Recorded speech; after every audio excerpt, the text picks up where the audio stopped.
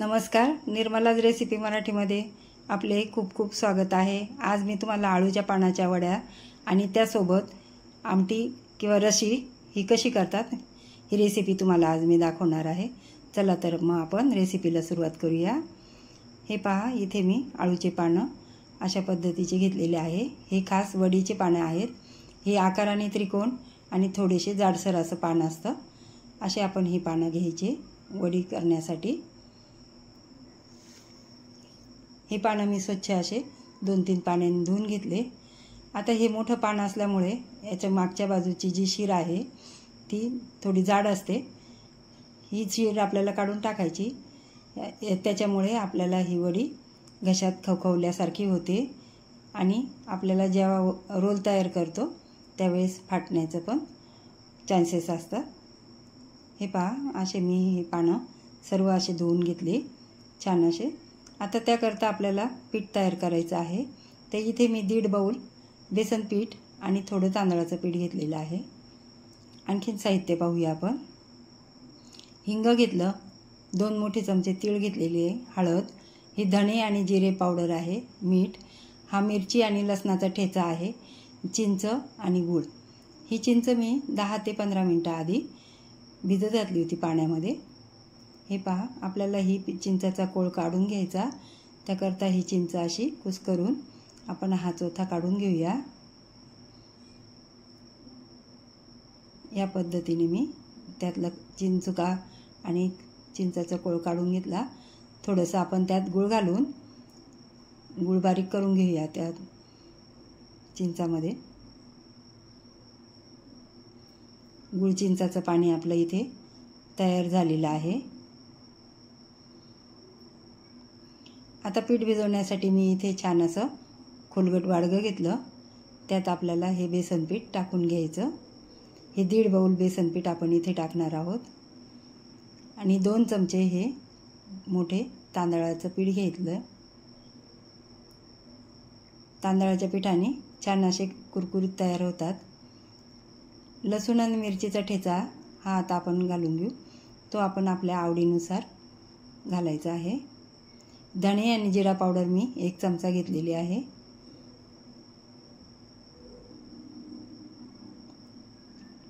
हळद घेतली।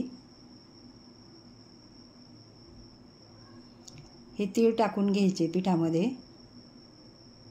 त्याने छान चवीला मस्त लागते। चवीनुसार मीठ घालायचं आणि ही बेसन पिठाची वस्तू असल्यामुळे वातूळ असते, म्हणून आपल्याला हिंगाचा वापर करायचा आहे। इथे चिंच गूळ हे टाकून घेऊ, जे पाणी तयार केलं ते। आता हे चमच्याने सर्व मी एकजीव करून घेते। इथे हे सर्व जिन्नस एकजीव करून झाले। आता आपण थोडं थोडं पाणी घालून हाताने हे पीठ तयार करून घ्यायचं।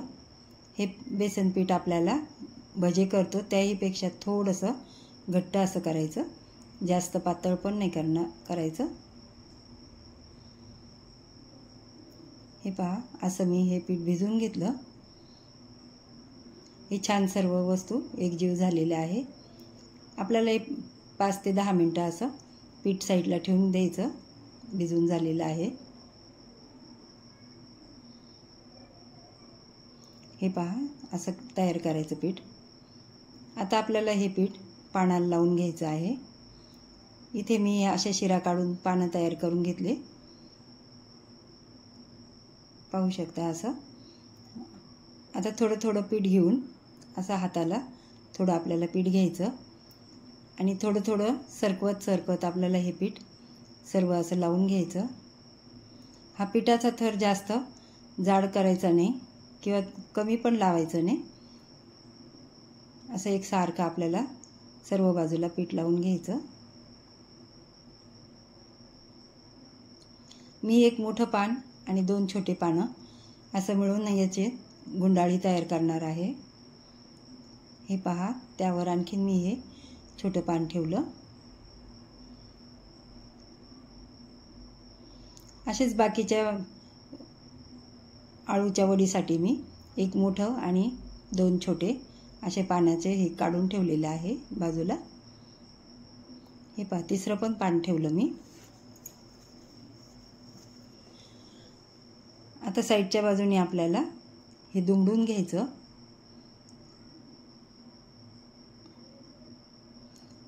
त्याला पण आपण थोडं थोडं पीठ लावून घेऊ.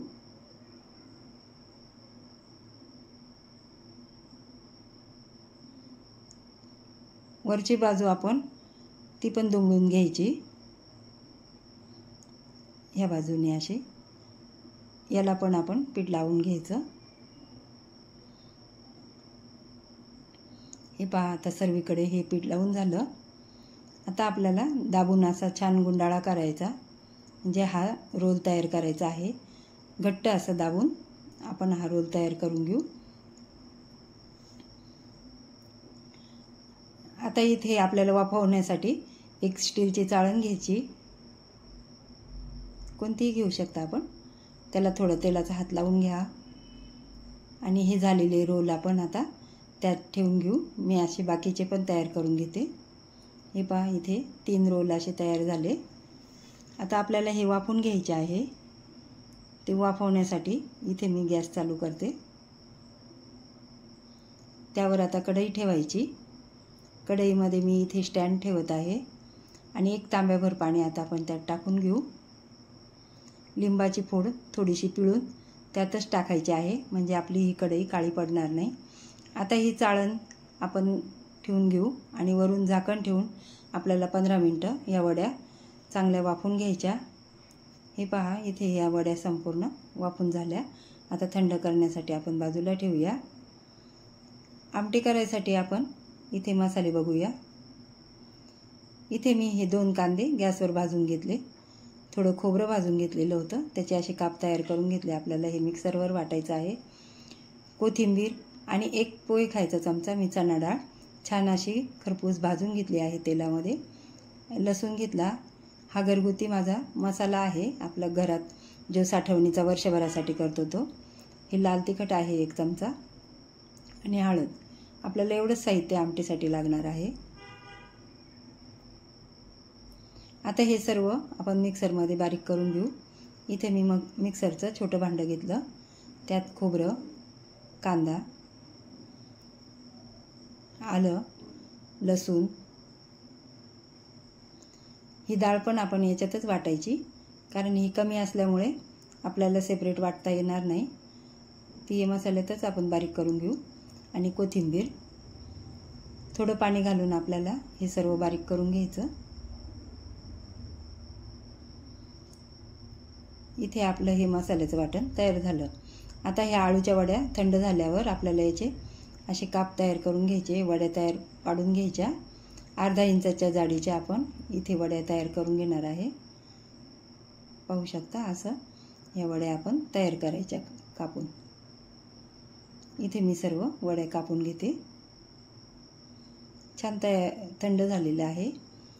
आता आपल्याला हे तळण्यासाठी कढईत तेल तापायला ठेवायचं. हे पहा इथे छान असं तेल तापलेलं आहे. आता ह्या वड्या आपण तळून घेऊया. तेल चांगलं तापून घ्यायचं. नंतर गॅस मिडियम करून आपल्याला ह्या वड्या छान खरपूस अशा तळून घ्यायच्या आहे. मी इथे 5-7 वड्या अशा टाकून थोडं थोडं करून सर्व तळून घेते. एक साईड आपली तळून झाली का दुसऱ्या बाजूला लगेच उलटून गुलाबी रंगावर अशा छान आपण ह्या सर्व वड्या तळून घेऊया.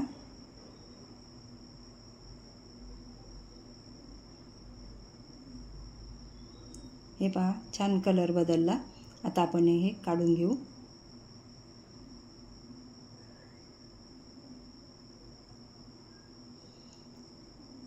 मी बाकीच्या राहिलेल्या सर्व आळूच्या वड्या अशा तळून घेणार आहे. आता नंतर दुसरी कढई ठेवली. त्यात आपण आपल्या आवडीनुसार तेल टाकून घ्यायचं, कमी किंवा जास्त. आणि जे आपण ते वाटण केलेलं होतं ते आपण ह्या तेलात टाकून घेऊया आणि तेलात छान असं परतून घ्यायचं हे वाटण. इथे पाहू शकता मी हे वाटण चांगलं तेलात परतून घेते. आपल्याला हे तेल सुटेपर्यंत चांगलं वाटून घ्यायचं, परतून घ्यायचं आहे. आता आपण याच्यात मसाले घालून घेऊ. इथे मी तो घेतलेला घरगुती मसाला 1.5 चमचा, 1 चमचा लाल तिखट आणि हळद. लाल तिखट आपण कमी किंवा जास्त करू शकता आपल्या गरजेनुसार. आता हे मसाले टाकल्यानंतर पण चांगला हा मसाला परतून घ्यायचा तेलामध्ये.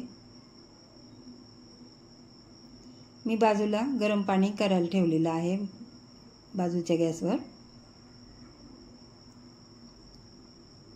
आमटीला आपण गरम पाणी घालावं म्हणजे आमटीची चव पण छान येते आणि वरती छान असा तरंग येतो तेलाचा.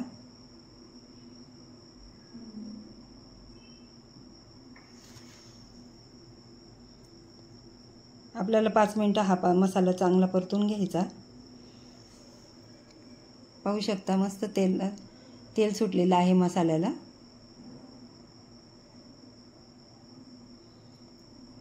आता आपण त्यात गरम पाणी घालूया.